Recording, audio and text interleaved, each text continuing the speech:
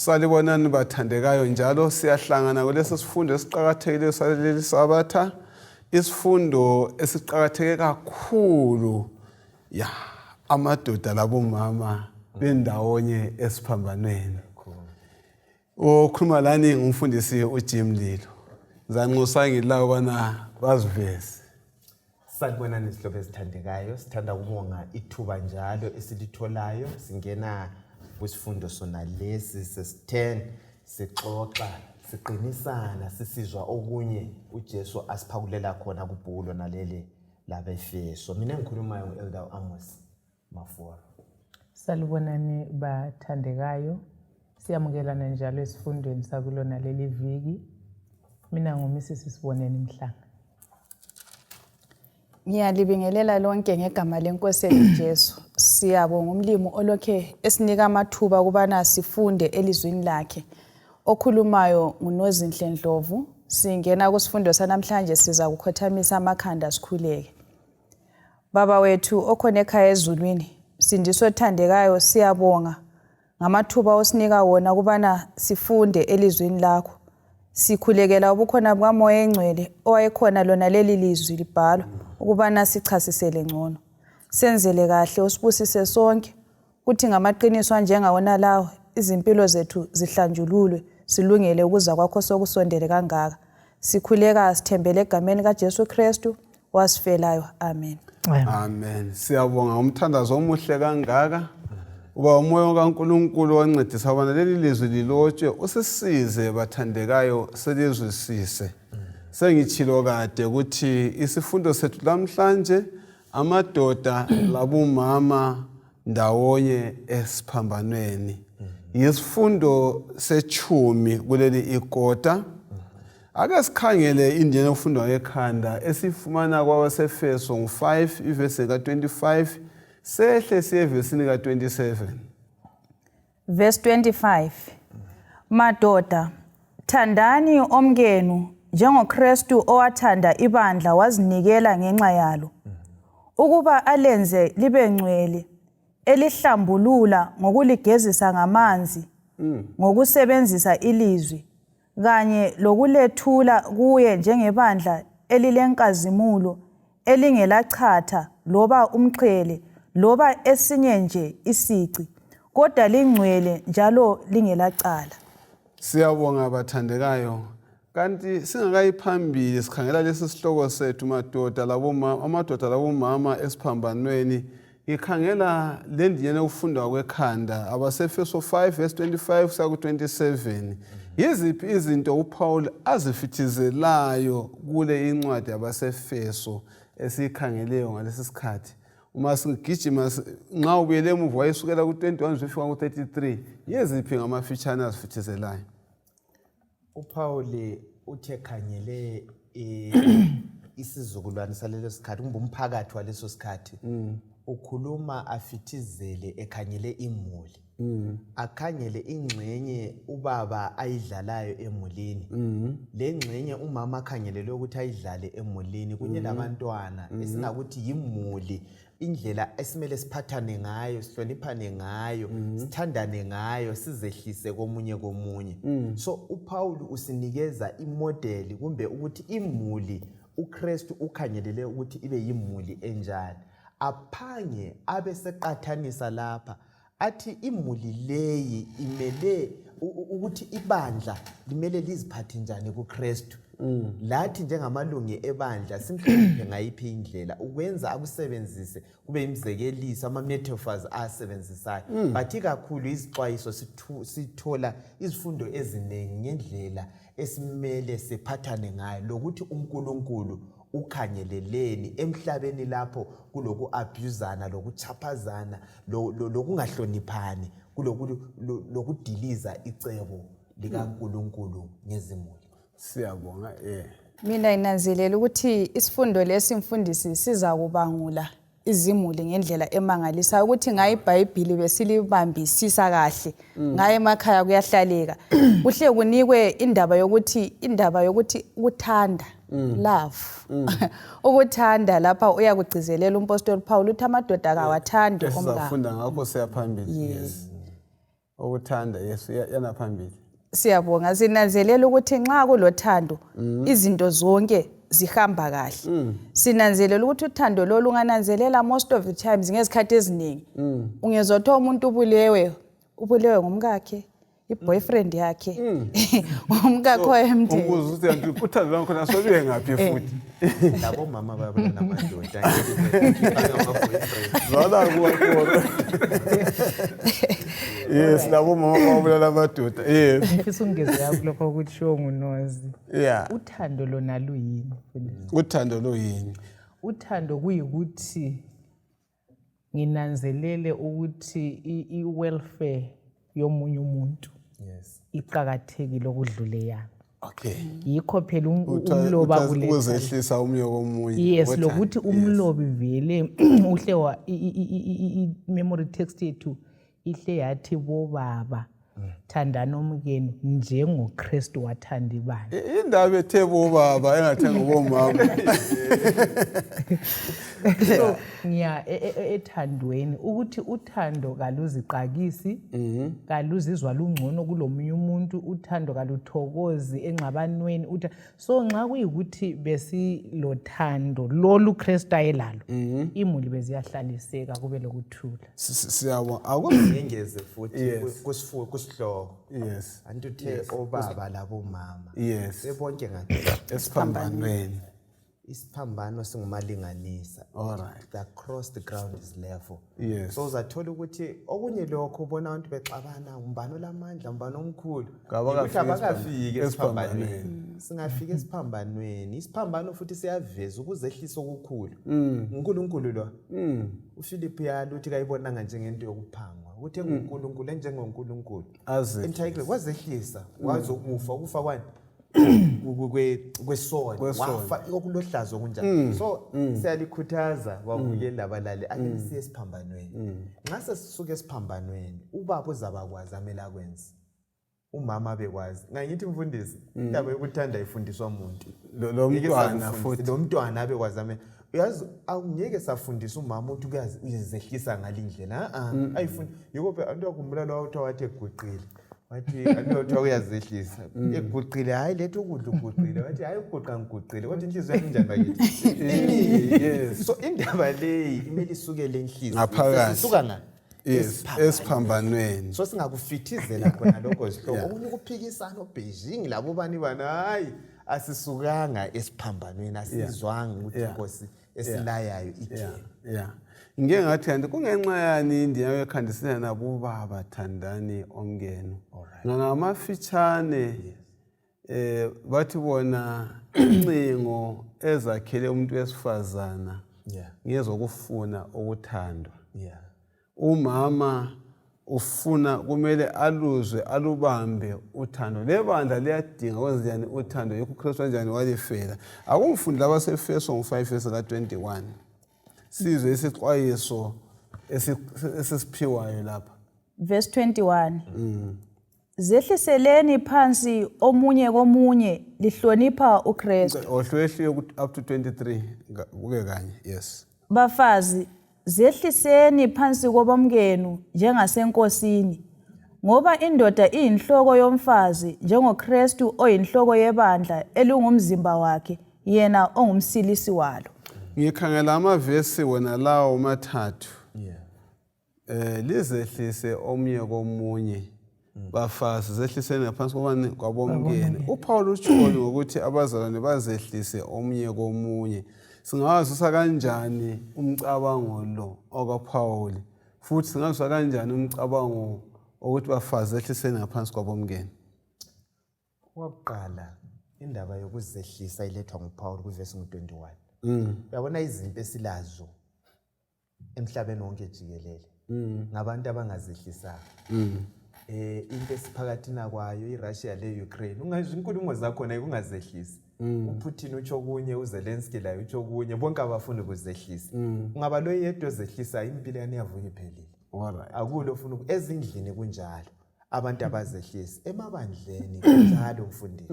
Ngithemba wona wazi ngcono uthungamela amabandla. Uyathola ukuthi abantu siyaklebhana silwe ngoba asizehlisanga. Kuyini vele ukuzehlisa? Kuyikucabanga omunye umuntu, ukubona omunye umuntu engcono kulawe, umfisele okuhle. Andiyakubona kungaba njalo, umfake kuqala. Lokhu kwenzakala kuphela sesesiphambanweni. Ufike wafa. Die to self. Ngoba kwenza ngingazehlisi yibumina.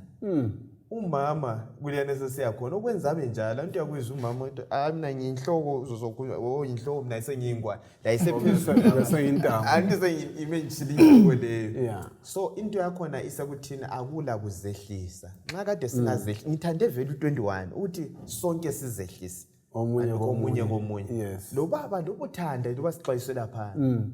Uzehlisa komunye, uthobele omunye. Sizabona ukuthi kuyahamba yikhiye yona leya sifuza ubani futhi inasmuch sithe uKristu nguyathandaya anti futhi ingqungquthela yethu yokuzehlisa mbani ngoKristu Jesu wazehlisa omama nxa ade bengakopa khona lokho nangani kungaba mnandi nasindaba ngicabangani mfundisi ungafunda indaba ye-creation ukuthi i-position ukuthi imuli uNkulunkulu beyidale wayibe kanjani.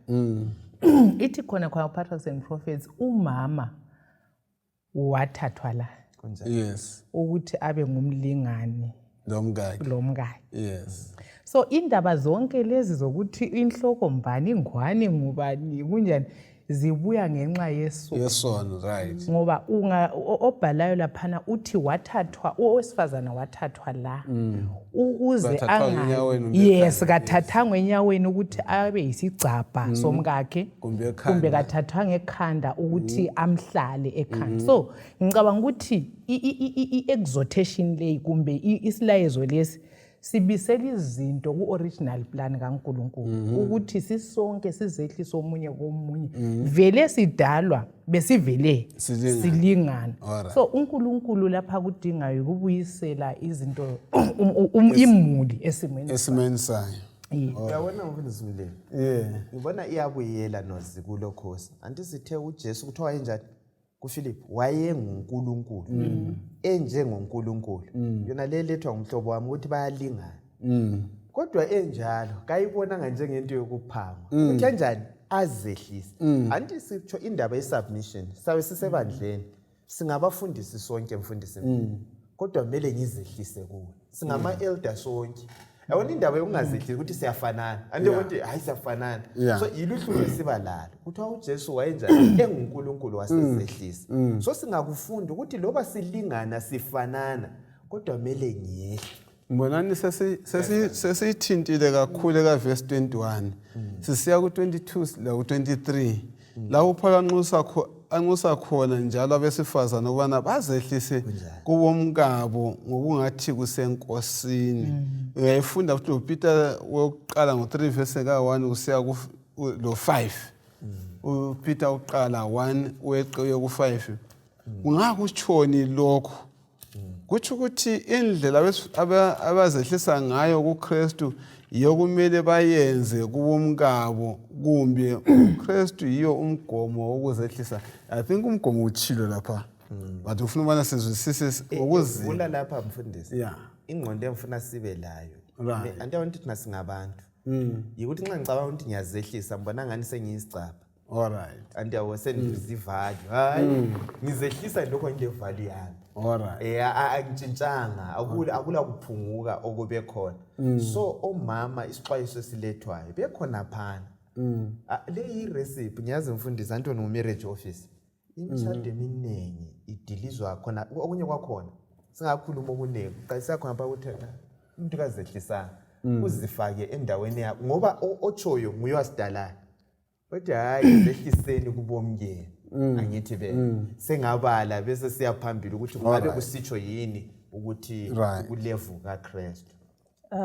Verse 1 ngokunjalo bafazi zehliseleni kubomkenu ukuze kuthi uma abanye babo bengakholwa ilizwi bahugeke ngokuziphatha kwabomkabo kungekho ukukhuluma. Verse 5 ngoba le yiyo indlela abesifazana abangcwele bakudala ababethembe uNkulunkulu ababejwayele ukuzicola ngayo babezehlisa kubomkabo. Amen. Sicine khona. Ungafolo uthi amen. Indaba ezimnandi ukuzehlisa. Yeah. Umbuzo ebengibuzile ngale ndaba ukuthi kutshoni khona ukuzehlisa. Kutshoni ukuzehlisa. Yes. Yeah, singakufaka ngezigaba ezinjani ukuzehlisa. Okay. Ngathi sike sathinta lapha ukuthi anti kuya ngokuthi ukuzehlisa sikho kuhlonipha.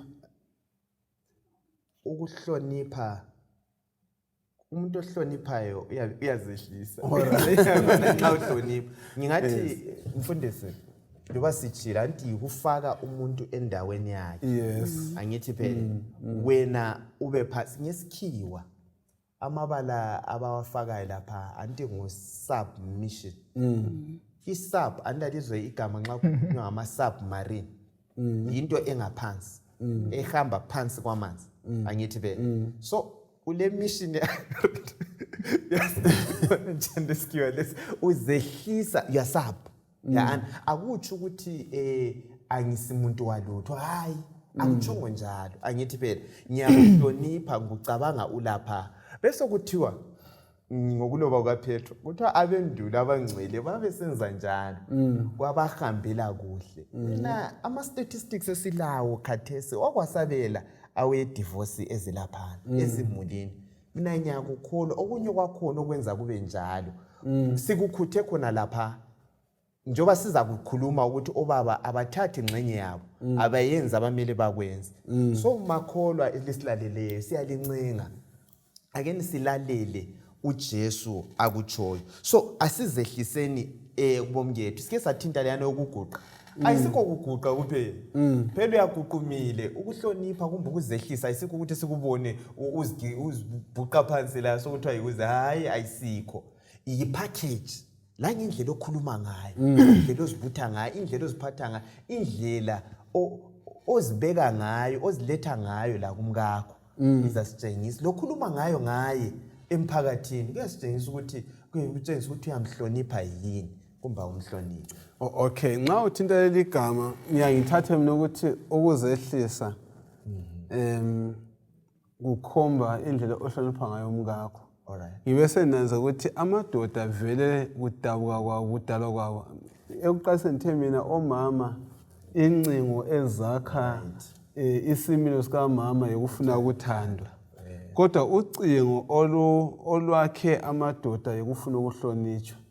Amadoda abesumathi bale pride. Yes. Bafuna unabazwe njengamadoda ngaphi emadodeni. Ungamnika inhlonipho njengomama wesilisa somqedile. Kanti umama yena ufuna ini ukuthandwa somqedile. Yikho engikubambe ngale ndlela. Ngingavumelana lawo kakhulu kubomama. Right. Ngikhumbula kulokunye okwakucirculator ukuthi omama kwakuyi-Father's Day khonapho uzomama bethi kanti ingaphi gift yami nge-Father's Day. Omama bayakufuna bayakwenza umuntu love you lokho lesipho losipho lwawo wabo ufuna isipho sibuye kuye. Kodwa ngikubona ngaleyo ndlela ukuthi njalo kulosu wakho baba ongenzeleni baba. All right. Ngifisa ukukhuluma ngolunye ulutho lapha mfundisi. Akungithinte efula ngenhloko. Yes, ngifuna ukuthintana le ku verse 23. Yeah. Ukuthi owesilisa uyinhloko yowesifazana. Umlobo usilethele lapho ukuthi usathane uyakuletha ukuthi ivesi leyi ingatoli kwakuhle. Kutsho kube sokungani kutsho ukuthi umama kumele abe yisicapha. Wena ngokumele kube so sikuthintile siqalisa ukuthi umama kathathwanga enyaweni kumbe kunjani kodwa uNkulunkulu lethu ukuhlaliseka. So kutshoni ukuthi ubaba uyinhloko. Ya ngoba umlobo beqale wasinika ukuthi njengoba uKristu eyinhloko yebandla. Right. Ubaba ngizuze ophi abathathu lapha esingabathinta ukuthi ubaba njengenhloko yowesifazana kufanele ukuthi abe ngumpriest. Ukuthi kufanele achisa impepha ame phakathi kwemuli yakhe loNkulunkulu. Imuli ehlala ikhuleka Yes, sonke isikhathi. imuli ayimazi uNkulunkulu ekuseni ntambama abantwana lo mama kababuthelwe altareni uNkulunkulu akhona. So number 2 uKristu ibandla leli uyali protector leli. Uyalivikela yikho kusambulo wabonakala futhi ehamba phakathi kwalo kusitsho ukuthi nguye olithungamela uyalivikela. So ubaba nxa kuthiwa uyinhloko yowesifazana ka protect imuli entweni zonke bengalambi. Abantwana kabe nguprovider.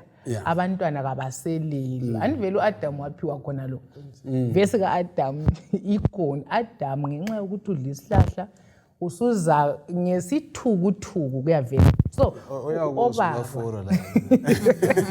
obaba mfundisi ngibone ngani kakhulu usathana usebise ukungahlaliseke ezimulini ngenxa yokwehluleka ukudlala ingxenye yethu lapha eyokuba ngumpriest uNkulunkulu kakhonzwa kaziwa eyokuba nguprotector abantwana kabavikelwa lobe engozini emase izivalo umfundisi mangikhuluma ngabe kulobaba endlini kulesivalo esingela henge asilalutho siyasijeka kuphela mfundisi so kunenge okumele ukuthi sikulethe sizuze ukuvikeleka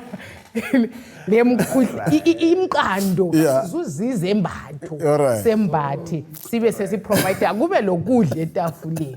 So ukuthi awehliseki awuhlonipheki nxa kungenziwa ngalokho utsho njalo awuhlonipheki. Hayi weli ngavumelana la singakho mfundisi ukuthi omnye nomunye kabe sendaweni yakhe. Omnye ngenza ingxenye yakhe lalwana enza ingxenye yakhe. Kuba lothando ekhaya kule bhule lweAdventist home page 117 iyakhuluma ukuthi ubaba nxa irafu ekho engaphathi kuhle umndeni wakhe ezikhanyelela ezicabangela uthi hayi lo kakuvumelanga kube umuntu azehlise kuye. So siphenduke laphana ukuthi hayi lokhu vele umuntu esimele sizehlise kuye sisonke kanti uNkulunkulu ngokwazi. Yes lo baba uzehlisa enkosini nxa sokumelana lapho ukuthi nangu baba nangu uNkulunkulu uzehlisa kuNkulunkulu.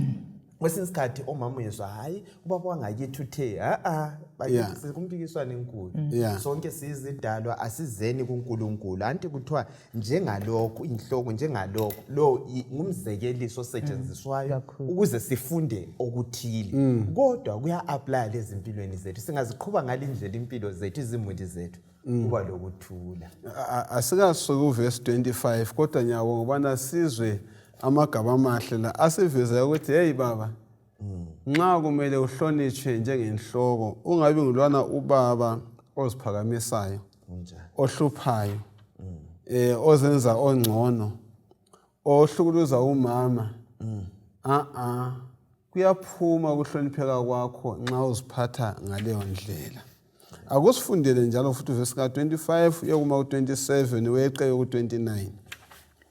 Verse 25 Madoda thandani omkenu njengoKristu owathanda ibandla wazinikela ngenxa yalo ukuba alenze libe ngcwele elihlambulula ngokuligezisa ngamanzi ngokusebenzisa ilizwi kanye lokulethula kuye njengebandla elilenkazimulo elingelachatha loba umqhele loba esinye nje isici kodwa lingcwele njalo lingelacala. Verse 29 Belo ngakho owake wazonda umzimba wakhe kodwa unika ukudla awulondoloze njengokwenziwa nguKristu ebandleni. Asike sikhangeleni indlela uPaul acomba ngayo indaba zomtshado la. Usebenzisa isiko lesikhathi saleso sikhathi lapha eqomba sifunda ubudlelwano bani obuphakathi komuntu wesifazana lomkakhe phakathi kwebandla loKristu kulezi zindaba na. Owakuqala esikulethelwayo sukela verse ka 25 silethelwa umzekeliso ukuthi ibandla linje ngomlobokazi kaKristu. So ngendlela mina engithanda umkami bela ngendlela engimvikela ngayo la ngendlela futhi engile engile jealous ngayo uKristu njalo hayi uyasithanda ngebandla lakhe uyangithanda unobukhwele futhi ngani ngebandla lakhe so nxa sisenza konke sikwenzayo ubuchaphe sibenzayo asazini ukuthi sizwisa uNkulunkulu ubuhlungu obungazwiwa ngumkakho kumbe isithandwa sakho nxa usenze njani wephula inhliziyo yakhe. Okunye sinanzelela ukuthi uKristu uyazinikela njengenhlawulo okufana lelobolo. Okungangokuthi uKristu ulethe inhlawulo enkulu ukuhlawulela ibandla lakhe longumakoti. Aphinde futhi aligezise ibandla njengomakoti wakhe. Umlobi base kuveza ukuthi mhlawumbe kungathi umbhabhathizo. Sithola futhi ebesekhuluma ngamazwi esithembiso. Ekucineni sithola ukuthi ulungisa acecise umakoti okungangokuthi uKristu uyanakekela ibandla lakhe ukuthi lipresenteke lilihle kakhulu. Libonakala lilihle kakhulu. So konke ngoKristu. Konke kwenziwa ngoKristu. Nguye inhlawulo, nguye ozidingele ibandla lona leli, nguye oligcinayo, nguye olilondolozayo. Nguye futhi ozalifaka kwesinye isigaba esiphezulu esithi glorification ekugcineni kwakho konke. So njengokuthi uJesu paid it all, uhlawule konke, usibhadalele thina esimele sikwenze njengebandla ikwenzani sesenzelwe konke lokho ikuzehlisa submit silandele simlalele asisonhloko silandela uJesu afuna sikwenze simlandele antuthi uma lingithanda iza kugcina imilayo yakhe. So kukhangelelwe ukuthi konke asilaya khona nxa sisithi singamaKristu aqotho sizakwenza njengomama oqotho olalela alandele imilayo yomyeni wakhe. Sisiyabonga ke bengilalela lapha ebala ivesi ungaziphi indlela ahlambulula ngalo ibandla lakhe.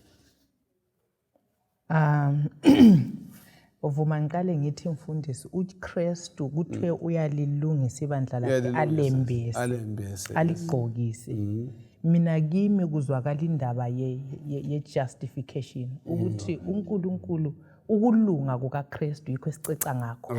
Antsho ayikhumbula indaba ekusambulo 3:18 ukuthi ukulunga kukaKristu yikho kusembesayo. So nxa sesimamukela uKristu sembeswa saceca ngokulunga kukaKristu usesingcwelisa.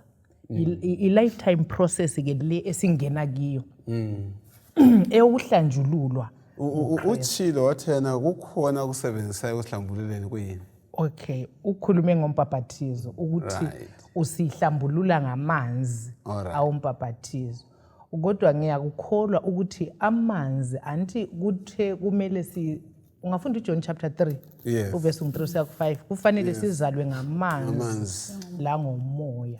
So ngiya ekuthini umoya oyingcwele nxa sesihlanjululwe ngamanzi impilo yethu izuza ukuhlambuluka ngokuhlanjululwa ngumoya oyingcwele. Nguye osesusa impilo endala asinike ukuhamba okuqotho. Siyabonga kakhulu. Ufuna ukuthini khona? Ngifuna ukungezelela ukuthi okunye uKristu akusebenzisayo ukuhlambulula ibandla lakhe lilizwi lakhe.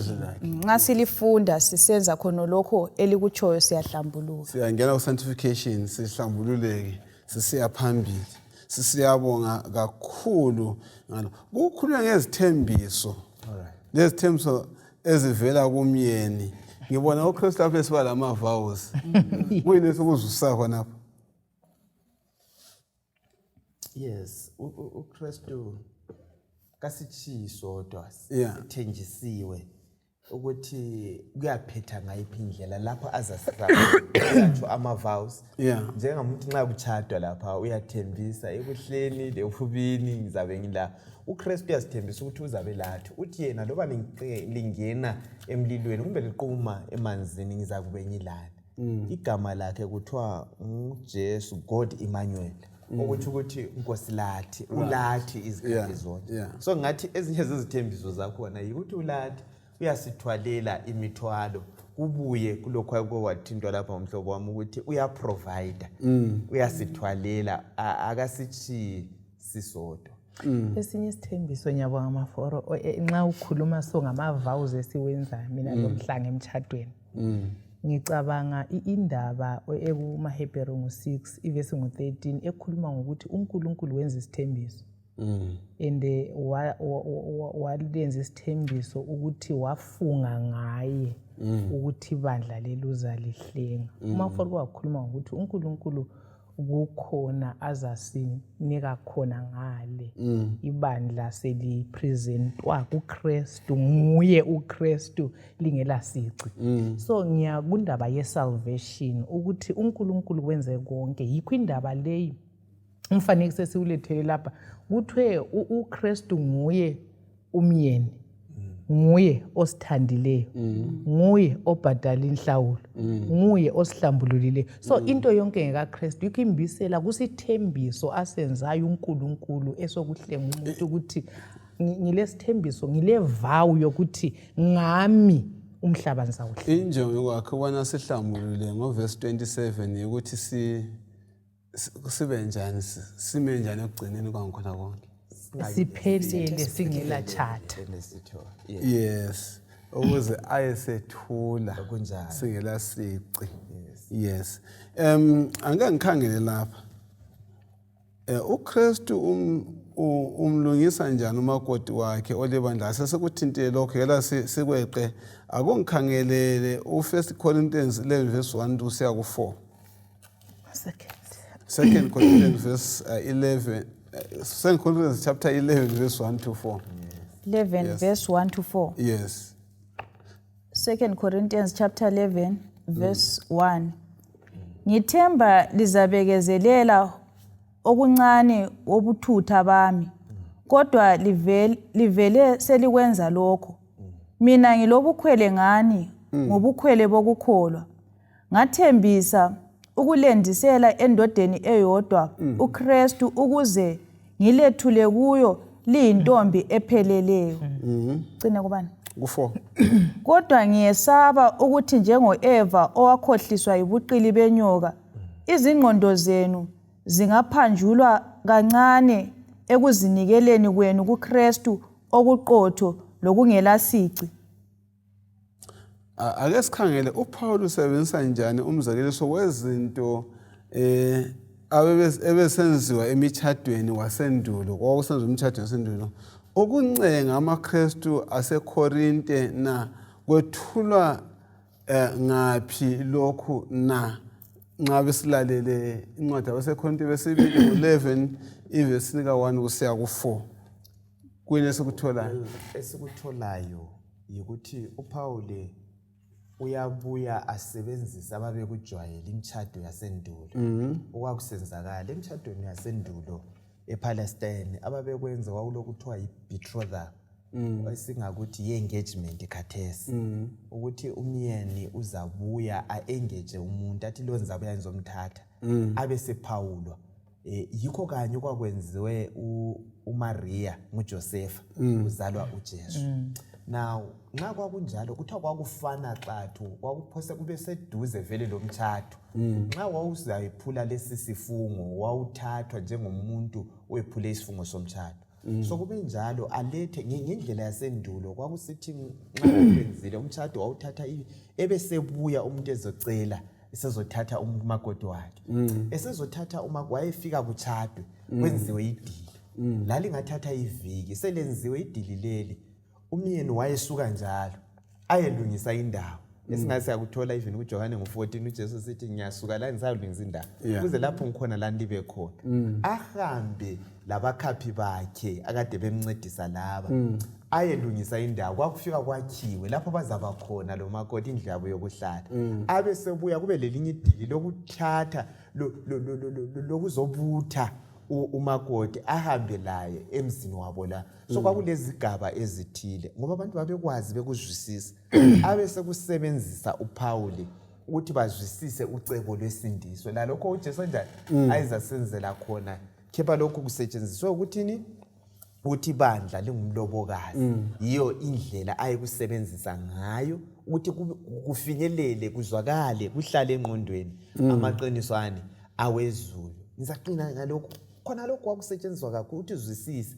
le jealousy ayisiba khona ubukhwele babusiba khona phakathi kukababa lo mama nxa kungaba khona okwenzakalayo kwakusiba buhlungu ngaleyo ndlela so sikuzwisiseni balaleli uthi uNkulunkulu uzwani nxa sihlamuka kumbe sisenza siziphilela alright okay uNkulunkulu uzwani ukhona engakungeza kulapha nananzelela ukuthi ukwenzile konke ukubana njengebandla lakhe asipresente singela sici ungananzelela khathesi uJesu esendaweni engcwele esincengela ukuthi isithembiso lesu uyasigcwalisa ethi whatever cost okungaka ukuthi isipindo kumele sibe laso njengamaKristu ukuthi lo oqale umsebenzi omuhle kithi uzawuphuchisa uyabona umtshado mfundisi ngenye into yokuthi singakhuluma ngayo abanye vele sebengahle batshintshe ngemtshado esake siyibone ukuthi engcese ungarojwa but lapha sithola ukuthi othembisileyo wethembekile yes kanti yona imtshado yasendulo yayiqala nini iyephetha nini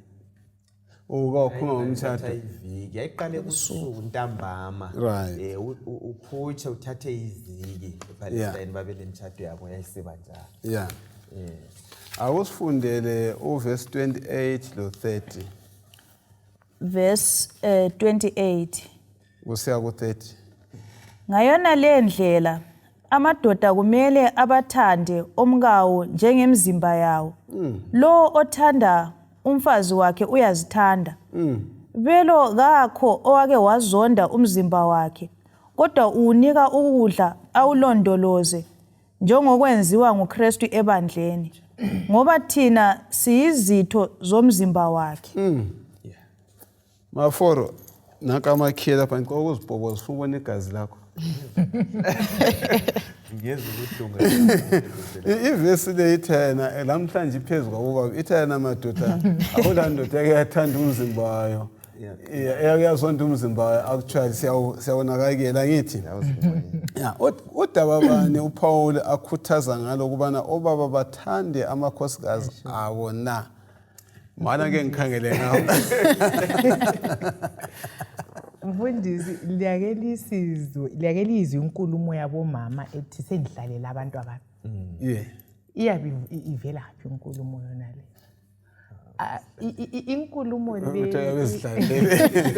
inkulumo le imfundisi omama abaningi badlula phakathi kochuko olumangalisayo kubomkabo iningi kalikhuluma omama enguzwisisa ngomuntu ongumama izikhathi eziningi uyavuka anti kuyathwa abadala nxa bekulayo ukuthi ungahambi uzembula amakhwapha so iabuse abadlula kiyo bayayembesa bafele ngaphakathi yikho kubobaba yikho ku-context leyo ku-context leyo ubaba engeke azilimaze azibhoboze so omama kuningi abakwembesileyo abadlula kikho uchuku so ngizwisisa ukuthi ilona le ivesi incedisa ukuthi ezimulini bekufanele ukuthi ngabe into ye-abuse ngoba nxa uzwisisa mfundisi ukuthi umkakho inyama yakho yes yikho kulethwa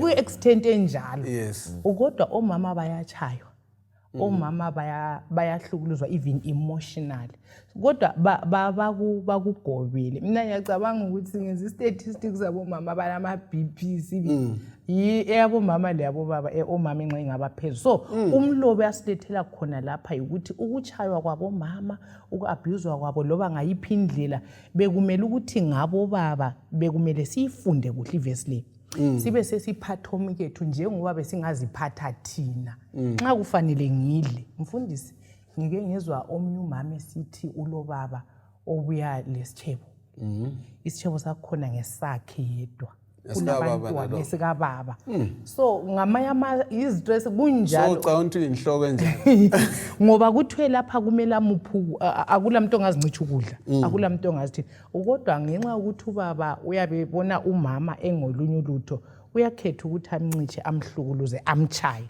ona lamazwi akhulunywa nguPaul kungenxa yani owakhuluma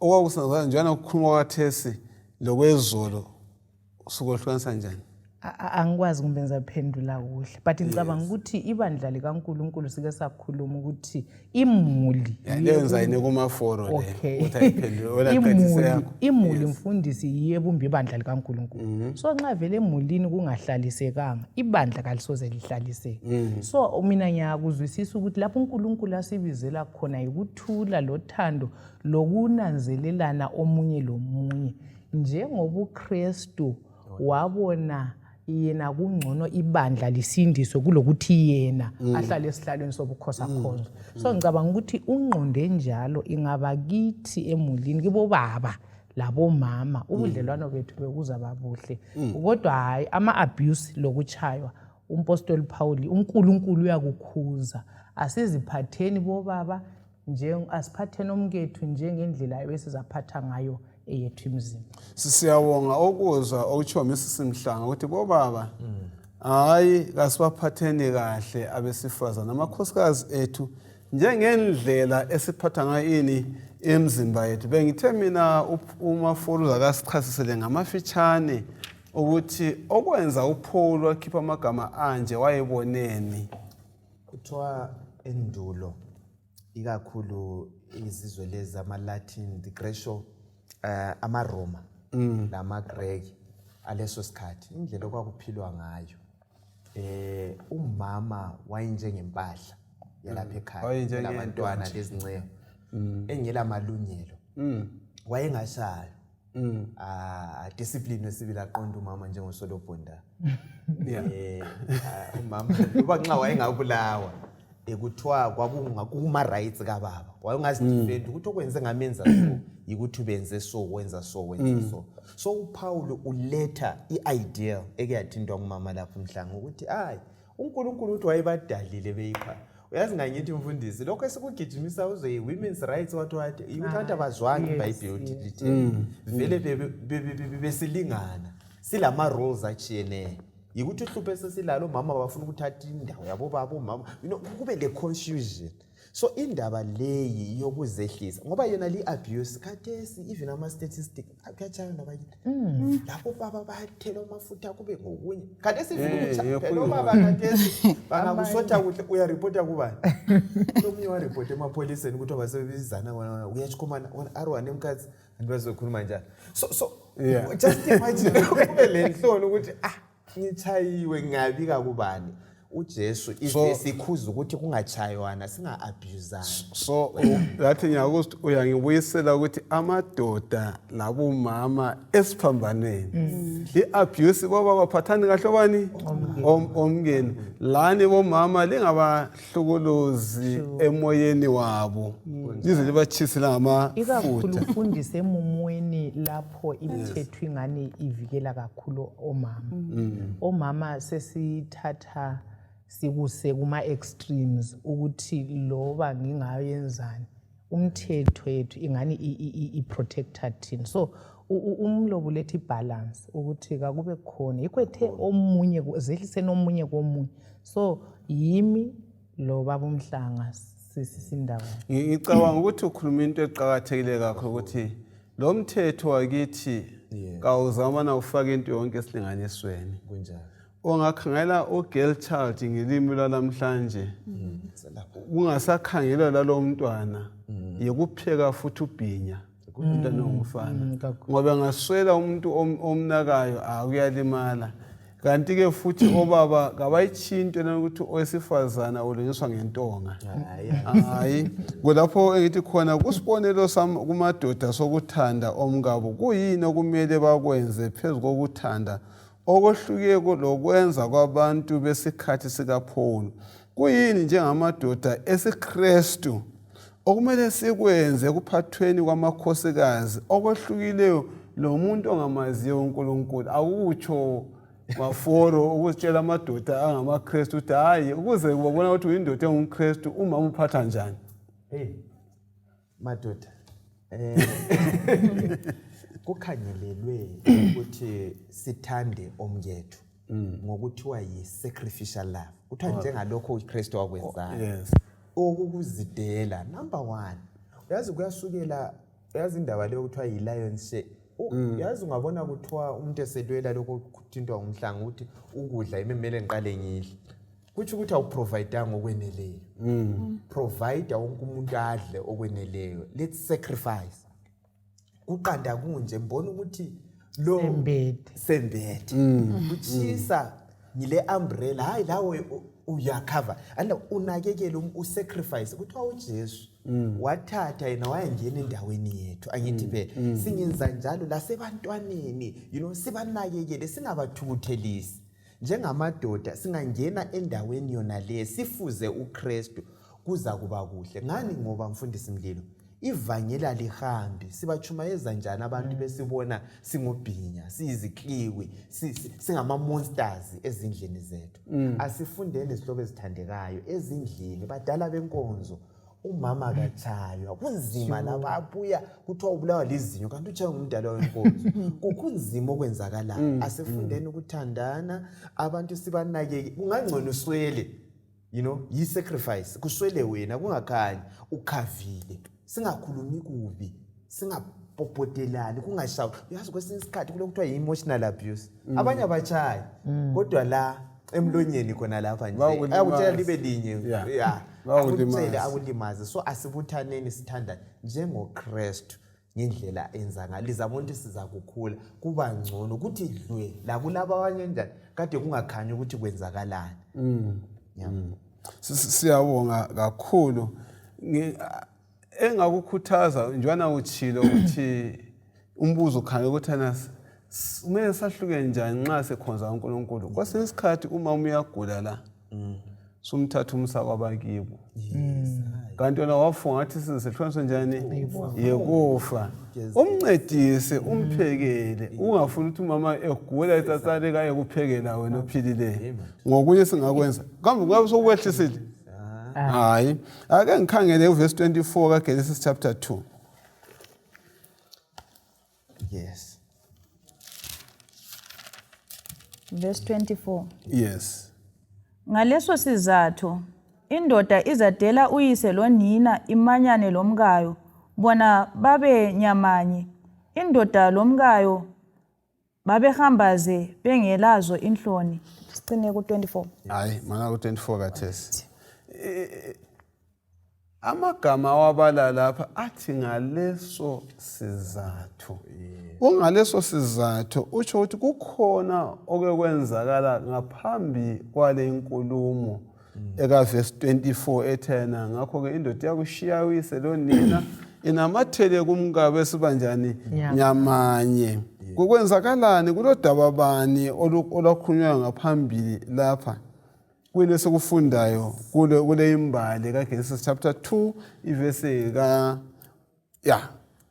usiyafika ku 24 sukela ku verse 15 kule mbali bani siyambona uJehova edala ngensuku ezisithupha yes iBhayibheli ithi verse 2 wasedala umuntu impikisho oconjwayo ukuthi wathi esedala okunye konke kwakuhamba ngababili right uAdamu eyedwa uNkulunkulu wasesithi hayi akulunganga ukuthi uAdam abe njani bakithi abe yedwa ake ngimenzele ngimdalele umsizi wakhe ukuthi wamthatha embanjeni lapha right eceleni okwathintwa not ekhanda awukho ekhanda mama not enyaweni awukho enyaweni wamthatha embanjeni lapha wasembumba uEva uthe papa uAdam kuthiwa uNkulunkulu wamphathela ubani uEva lokhu uqatheke kakhulu ukuthi sikuzwisise uAdam wayengekho uEva idalwa kuthiwa walala ukuthi wamlalisa uNkulunkulu kazange abone ngabe wabona enxenyathi umuntu kwami lokho ngikwazi ukuthi kwathathwa ngimcithi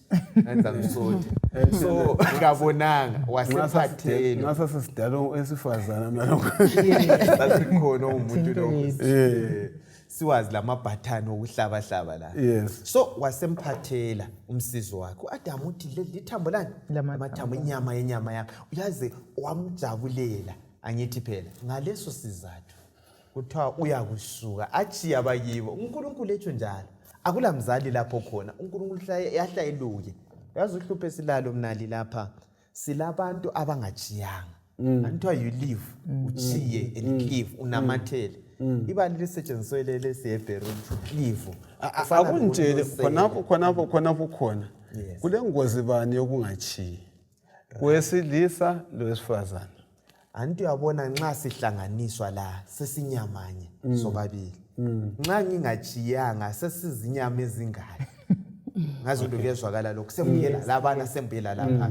Nxa sesibuya la lezinye izinqumo esifuna ukuzenza nxa sesinyamanye uzabona ukuthi konke lokade sikutsho even ngigula nxa lo egula lami ngiyagula. Nxa lo ethwele nzima nxa kuyikuthi sibuye sabutha konke kuba nzima.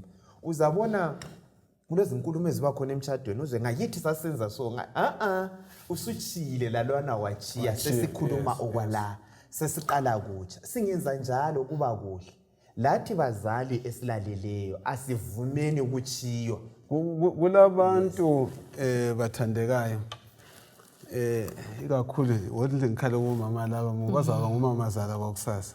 Kulabantu abathi ngikhumbula umuntu omunye wathana senze ngasuka emendweni. Umkami wahamba wasebenzela wasebenzele UK wasebenza kweliphilizwe. Wathumela impahla abese njalo umama sihlala le yakhela pha eceleni wathi ngihambise okwenda mama uzokoncane. Umntana enkosi wabethwala impahlana ezithize siyanika ubani umama onenazala. Wahla umjikijele ebusweni wathi yikho ongiphani khonke kungaka.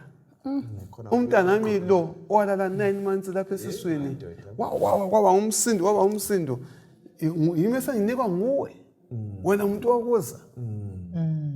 Siyiphatha njani le ndaba yokuchiya ukuze umuzi wakheke?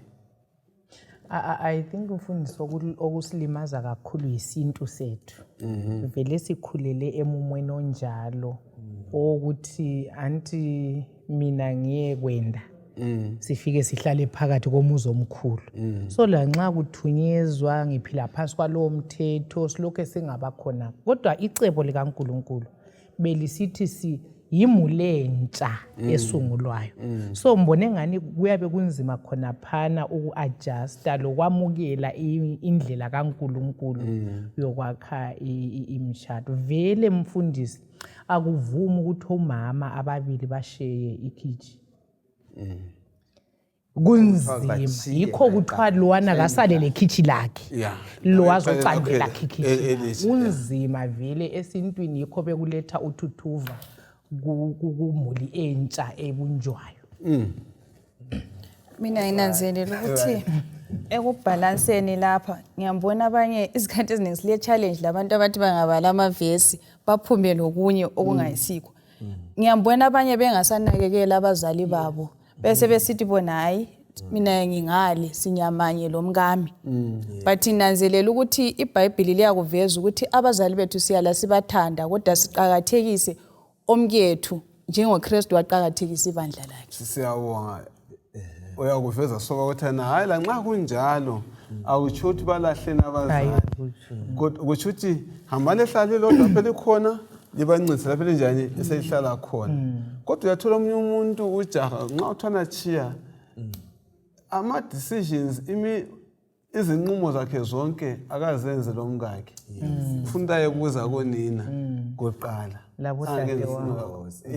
Yilihlupho esibalalo. So asichiyeni siqale kutsha lizabona kuzasikambela kuhle. Lawe uyabona nozi nxa usuthethwe yamukela laba abo izihlobo zomkakho njengezihlobo zakho ubathathe ngabazali bakho indlela obuthatha ngayo abazali bakho uzabanakekela yikho ungasokubone phela omama bayawenzela okunye ziphuma imali ziloko ziphuma ukuthi hayi azibonga lezi zithi phela umama yakwanisa ukuyikhipha imali kusale kubalance thina siyakuhluleka lo ubone vele uyabungaboni lutho kodwa ngomoya omuhle kaziphume ngothando sisiya ngale sisiya ngale lizabona kuyasakhela yikho lapha kuthiwa okukhangeleleyo umshado ngesiKristu kumbe ngendlela uNkulunkulu abefuna ngayo. Singalandela yena le mfundisi okuthiwa yinyamanye imodeli le eyakhulunywa nguNkulunkulu. Kutshone khona ukuba nyamanye. Uthi libambane okunjani? vela nto uthethwe la Yeah. sinyamanye akuzwayo imekho enguzwayo Right. andakizwe laphana indaba Imizwa leyo yakho, ukuthi yes.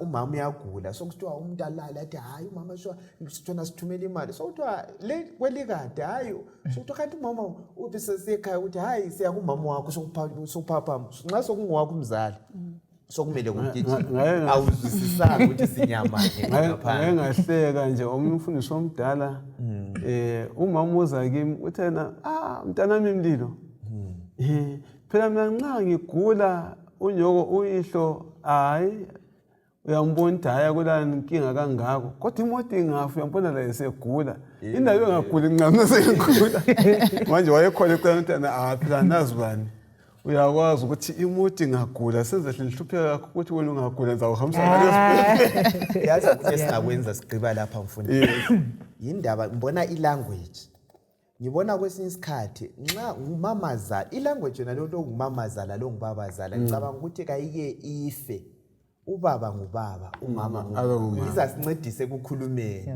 lobu uveza abantu lo nguba manje nxa usithi lo ngubaba ubaba kaNkosikazi anomuntu ufuqela khatshana lo ngibona ngathi singakwakha njengamaKristu ngabazali bethu laba sikuphathe ngayo nale ndlela ngibona ngani kuzasenzela kahle kuyadiliza imntu anti imizamo yonke leyo ukuthi sizame ukuthi sidilize kuvele ukuthi lapha sokunjani sesinyamanye nguyonzalayo ake ngikhangele lo mbuzo esingakavali ilokhuzeni yethu lapha ukuthi umtshado womele uphathwe njani umuntu engakawi kambe ukuhlangana emacansini yikho silikwenza ukuthi ube ngobusayo omunye na kwakunganjalo cansi uNkulunkulu wayelidalile vele kungakabi singakabi ngoba kulama extremes amabili abanye bacanga ukuthi isizathu sokuwa kumbe kunjani uNkulunkulu wayekudalile kwabachadileyo not ukuthi omunye abuse omunye kwakulungiselwe bonke ba benefit uyazi uNkulunkulu uyasithanda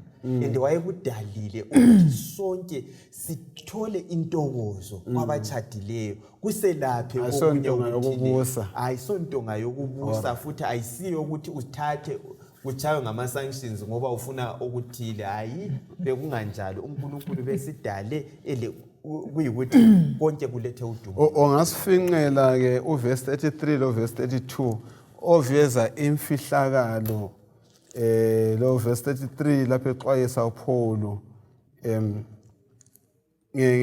ngokuphathana emtshadweni ususikhulekele njalo siyabonga imfihlakalo elethwa ngumpostoli Paul ngesibonelo somtshado kuyimfihlakalo yobudlelwano obukhona uKristu alabo lebandla lakhe sithi jealous uthando isacrifice uNkulunkulu alayo ukuze ibandla lakhe ekupheleni ayihlala liphakade so uNkulunkulu kasisize ngomfanekiso wonalo lezi imuli zethu kaselatshweni siphile ngothando silungeleni inkosi ezayo masinyane asikhuleke nini baba wethu oyingcwele okhona ekhaya ezulwini kalidunyiswa ibizo lakho ngenxa yesiphambano sibonga ukuthi esiphambanweni the ground is level uthando sithande ngalo yilo esiludingayo ukuthi siluthephe from wena mthombo wothando bese sithandana thina labomkethu sizehlisa omunye komunye ukuze umhlaba ubekwazi ukuthi thina singabalandeli bakho phile ezimulini zethu